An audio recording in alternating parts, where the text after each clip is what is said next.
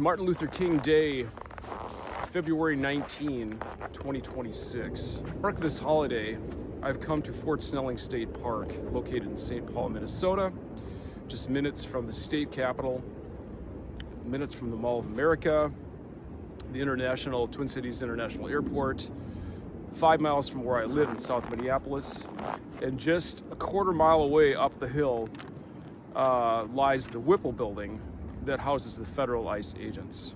I want to bring awareness to what lies behind me, and that is a virtually unknown Dakota Concentration Camp that is, to this day, Martin Luther King Day 2026, unmarked and virtually unrecognized by the state of Minnesota. When entering and enjoying this state park, you'd never know that over the winter of 1862 and 1863, right here on this floodplain, some 1,600 Dakota, mostly women and children, were imprisoned here near the confluence of the Minnesota and the Mississippi rivers, which is the spiritual epicenter of the Dakota. Hundreds died here over the winter of 1862 and 63 due to starvation, neglect, disease, abuse, worse. Those Dakota were buried in unmarked mass graves right here. Up to 50 died every single day, and to this day, the Dakota do not know the whereabouts of their ancestors' remains.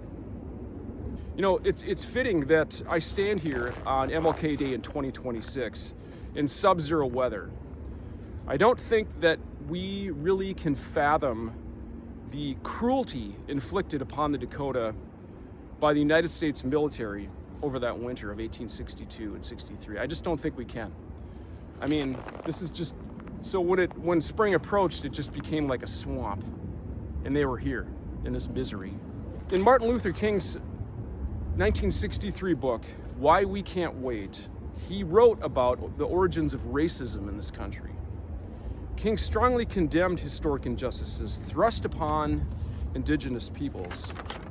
And I want to read a quote from his book, and I quote, "Our nation was born in genocide when it embraced the doctrine that the original American, the Indian, was an inferior race.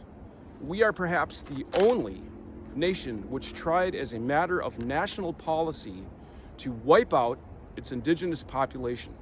Moreover, we elevated that tragic experience to a noble crusade. Indeed, even today, we have not permitted ourselves to reject or feel remorse for this shameful episode." End quote. You know, our politicians often speak of platitudes of American values, inclusivity, equality, etc. You know, to me, in my view, it all runs very shallow because we've never owned the genocide in this country. And I think, in my view, the only way we're going to reach a just society is for us to acknowledge, to own this history and teach it to our children. I think we also must create a learning forum to hear, the Dakota stories and hear their words and listen and learn the beauty of the Dakota language and the wisdom within it for the earth. Here we are in 2026 and history is repeating itself. It is the reason, in my view, that ICE exists and currently terrorizes the Twin Cities communities and violates the Constitution over and over again. I urge all of you to join me for the sake of our humanity, right? Our humanity. To reclaim our humanity, let us do this work to own this history here.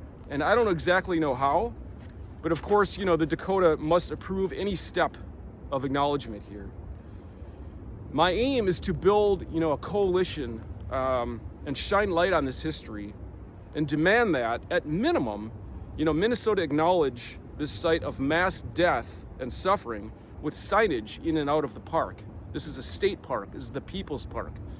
This is, Fort Snelling State Park. And when one enters it and leaves it, there's no mention of this anywhere.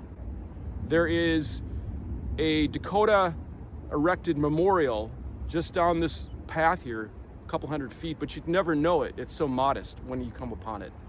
Anyway, thank you, and please pass this video on.